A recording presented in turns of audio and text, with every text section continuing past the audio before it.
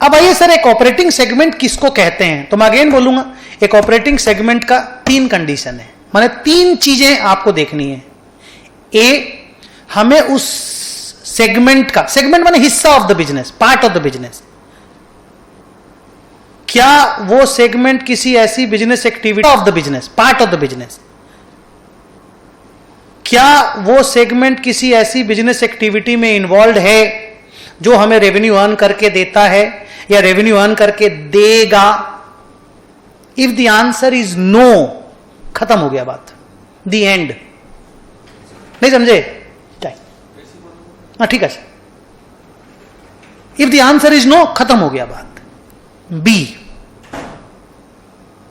B is जिसके operating results को company का CODM, chief operating decision maker. Sir CODM के नाम से हमने कोई कंपनी में पोस्ट सुना नहीं, इंड AS 108 ने ये नाम डेजिग्नेट किया है।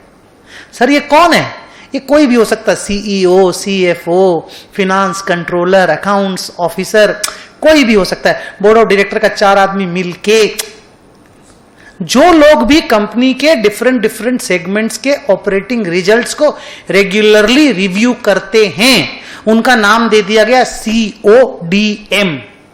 मैंने भी रियल लाइफ में ऐसा कोई पोस्ट कंपनी में नहीं देखा, लेकिन इंड AS 108 में इसका नाम रखा गया CODM, chief operating decision maker. Operating इसीलिए कि ऑपरेटिंग सेगमेंट्स की बातें हम कर रहे हैं। चीफ ऑपरेटिंग डिसीजन मेकर, क्योंकि वो डिसीजंस ऑपरेटिंग सेगमेंट्स के बारे में वही लेता है, इसलिए उसका नाम दे देगा CODM। Sir majority of the cases में तो 3-4 आदमियों के ग्रुप होते हैं, वो लोग मिल के लेते हैं, तो फिर उस ग्रुप को बोल दीजिए CODM।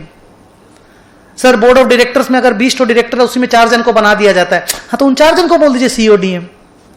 नहीं समझे? तो CODM बोल के कोई अथॉरिटी कंपनी में होना जरूरी नहीं है, but one who regularly reviews the, या the group who regularly reviews the operating results of the segment, he is called CODM। लेकिन उसका ऑपरेटिंग रिजल्ट्स रेगुलरली रिव्यू होता है। If the answer is no, खत्म हो गया बात। If the answer is yes, तो तीसरा बात, क्या डिस्क्रीट मीन्स इंडिविजुअली सेपरेट, क्या डिस्क्रीट फिनेंशियल इंफॉर्मेशन उस सेगमेंट के बारे में अवेलेबल है? अगर इस तीनों क्वेश्चन का आंसर यस में आता है, तो yes you have an operating segment. नहीं समझे? तो ऑपरेटिंग सेगमेंट का डेफिनेशन इज, चलो बुक में पढ़ते हैं। An operating segment is a component of an entity A that engages in business activities from which it may earn revenues and incur expenses.